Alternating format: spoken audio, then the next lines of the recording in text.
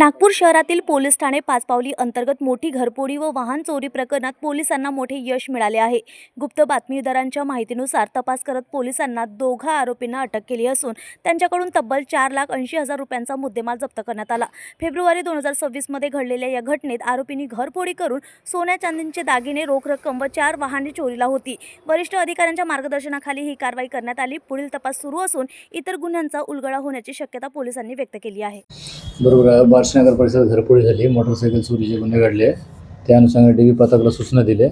Patrolling दरम्यान एक जो सराईत गुन्हेगार आहे अंशुल उर्फ अनुप देवाजी वाकडे त्याला ताब्यात घेऊन विचारपूस केली असता नंदनवन, तहसील, पाचपावली आणि वाडी या 3 ठिकाणी मोटरसायकल आणि पाचपावलीचे एक मोटरसायकल तसेच घरफोडीच गेलेले जे सोन्याचे दागिने आणि कॅश हे जप्त करण्यात यश मिळालेले आहे। टोटल 4,80,000 रुपयाचा मुद्देमाल जप्त करण्यात आले। आणखी एक आरोपी फरार आहे। 2 आरोपी विरुद्ध गुन्हा केल्याचे निष्पन्न झालेले आहे तपासात।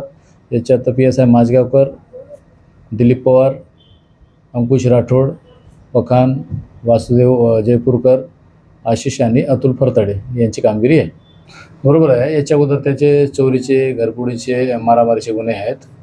डाऊटवरून त्याला पकडल्यानंतर ते लगेच आम्ही त्याला ताब्यात घेऊन विचारपूस करून हे जवळपास 4,80,000 रुपयाचा मुद्देमाल जप्त करण्यात आले।